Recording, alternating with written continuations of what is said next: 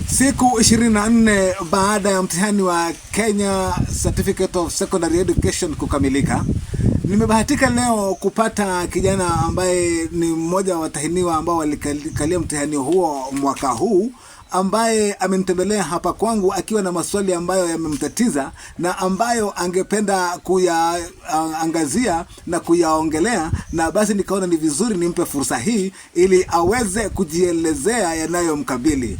Kijana huyu kwa jina la Daniel Waweru Wamboi ni kijana barubaru ambaye amepitia matatizo mengi katika kipindi chake chote ambacho amekuwa katika shule yake na katika masomo yake ya sekondari, kutokana na hali ya kwamba anatoka katika familia ambayo mama mzazi ndiye tegemeo pekee na hana njia ya kuweza kujipatia kipato isipokuwa kutoka kwa shughuli za ukulima ambao anaufanya. Na ikizingatiwa hali ya anga ilivyo kwa wakati huu, hasa katika maeneo haya ya Murang'a, kuna hali ya ukame ambao unaelekea kuwatatiza wakulima katika sehemu hii, kutokana na hali ya kwamba mvua haikuweza kunyesha kama ambavyo ilitarajiwa, na kwa hivyo sehemu nyingi na wakulima wengi wametatizika kutokana na hali ambayo inaendelea kwa sasa, ambayo inaweza kuleta upungufu mkubwa wa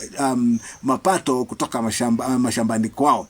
Kijana huyu anaangalia kwa umbali na anaona ya kwamba itakuwa ni tatizo kwake kuweza kujiendeleza kulingana na ndoto zake, kutokana na hali ya kwamba sasa ikiwa masomo lazima yatalipiwa katika muhula wa kwanza katika mwaka ujao, na ambao utakuwa ni msimamo wa serikali kwamba lazima wanafunzi kuanza kulipia karo za shule, itamtatiza na kumlazimu labda kuondoa ama kupunguza uwezekano wake wa kuweza kushughulikia masuala ambayo yanamhitaji yeye kuyasimamia na kujiendeleza kwayo, kwa sababu ni lazima asimame na familia yake na kumsaidia mama yake mzazi katika shughuli nzima hii ya kuweza kuhakikisha ya kwamba nduguze ambao wamo katika KPSEA na KJSEA kuweza kumaliza masomo yao na kuweza pia nao kupata nafasi ya kuingia katika masomo ya sekondari.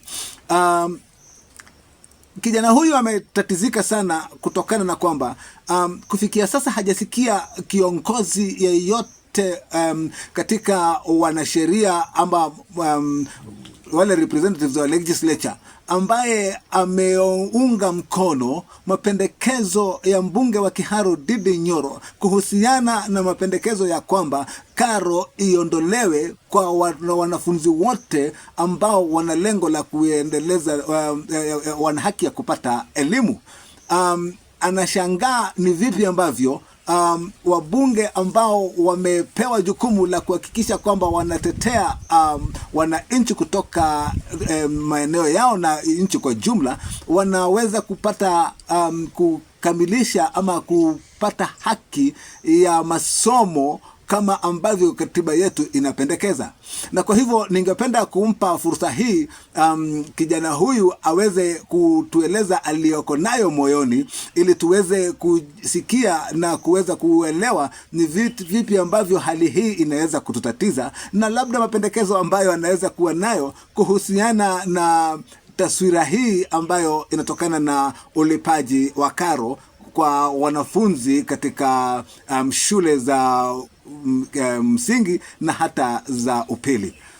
Bwana Waweru, ni wakati sasa ningependa kukupa fursa hii ili uweze na wewe pia kujielezea kuhusu unavyo hisi kuhusiana na hali nzima hii ambayo imewakabili wananchi wa Kenya, hasa kutoka katika jamii ambazo zinaishi katika hali duni za maisha. Karibu.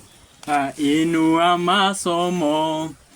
I've decided to take this opportunity to enlighten the people of Kenya about the President Ruto's leadership under the aspect of education.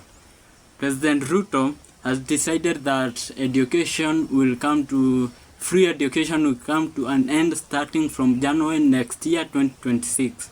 This is to say that education will only be meant for people from well-set backgrounds. That is to say, we, the people from humble backgrounds, will have no room for education.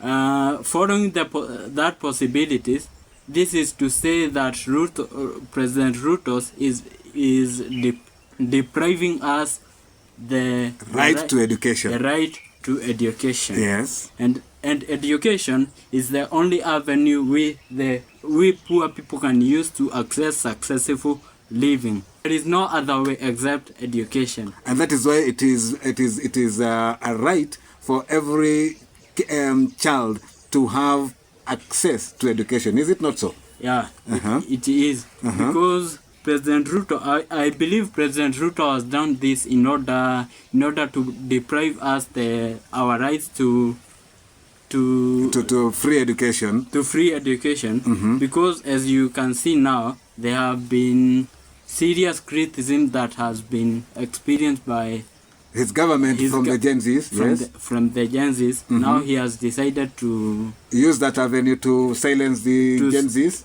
to silence the people in order for him to continue governing in the manner he feels best, or that he suits his administration. Yeah. Is that what you unamaanisha hivyo sio? Yes. That is what I mean. Okay. Now, as I go on, President Ruto, now it is upon us, with the people, to take this step, because my major concern is with the people. The people, msinyamaze tena, chukueni hatua mikononi mwenu, ili tuweze kuzuia janga kama hili kutokea. Kwa maana masomo yakikosekana katika nchi, sisi ndio tutakao adhirika kwa kiwango kikubwa. Tusikubali mtu mmoja aweze kutupeleka na matakwa yake jinsi apendavyo, ili yeye kinyume na katiba, ndio kinyume na katiba, ili yeye akaweze kujifaidi. Labda maoni haya yako yanatokana na mtazamo huo wa kwamba serikali inanuia kuwapunguzia vijana nafasi za maisha bora na ajira kwa kutokana na kupungukiwa na uwezekano wa kupata elimu bora. Ndio, kwa sababu kwa mfano kijana akikosa masomo, pia nafasi zake za kupata ajira ambayo itaweza kumfaidi na kumwezesha kujikimu maisha, ndiposa ndivyo na ambavyo zinaendelea kupungua. Kwa hivyo masomo tu ndio inaweza mwezesha kijana kufikia maisha ambayo ni bora. Asante sana. Labda pia ningependa kuongezea hapa na kusema ya kwamba ni muhimu kwa serikali kuchukulia maanani maoni kama haya kutoka kwa vijana chipukizi, kwa sababu hebu fikiria ni familia ngapi ambazo zitakwazika kutokana na pengo hili la kukosa elimu ya bure kama ambavyo katiba yetu inapendekeza. Hebu fikiria vijana hawa wanaweza kujiendeleza kimaisha kivipi ikiwa msingi wa elimu ambayo wanahitaji kuwa nayo na ambayo katiba ilikuwa na imetoa mapendekezo kwamba ni haki ambayo inastahili kuzingatiwa, wanaweza kujiendeleza kimaisha bila msingi maalum na imara wa elimu. Haya ni masuala ambayo hakika yanahitaji kila mmoja wetu kuhakikisha ya kwamba sote tunatia bidii kuhakikisha ya kwamba masomo nchini Kenya yanabaki kuwa haki ya kila mtoto kuweza kupata elimu ya bure. Na zaidi ya hapo, ni muhimu kufikia sasa iwe ya kwamba masomo yanaweza kufika katika kiwango cha kuwa ya bure hata kwa shule za upili, kwa sababu hilo ndilo hakikisho la kila mtoto kuweza kupata fursa ya kuweza kujiinua kimaisha.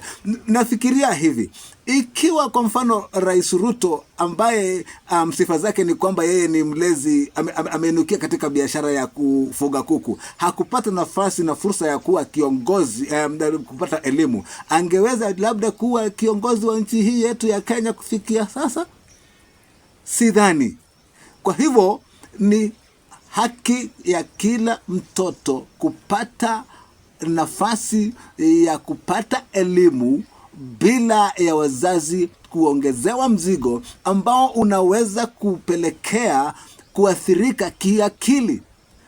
Huu ni wakati ambapo tunaangalia mental health issues, na ukisikia mtazamo na msimamo na maelezo ya kijana huyu, utahisi ya kwamba kwa hakika ni mzigo ambao unamsumbua kiakili, na ni mzigo ambao usipotafutiwa jawabu kwa haraka iwezekanavyo, ni hali ambayo inaweza kumwathiri kimawazo. Na hii ndio hali ambayo inakondolea macho familia nyingi, kutoka kwa wazazi hata kwenda kwa wanao. Na hapa nikigusia haswa jamii nyingi ambazo ni za wazazi wa kike, ambao ndio wengi wenye boma.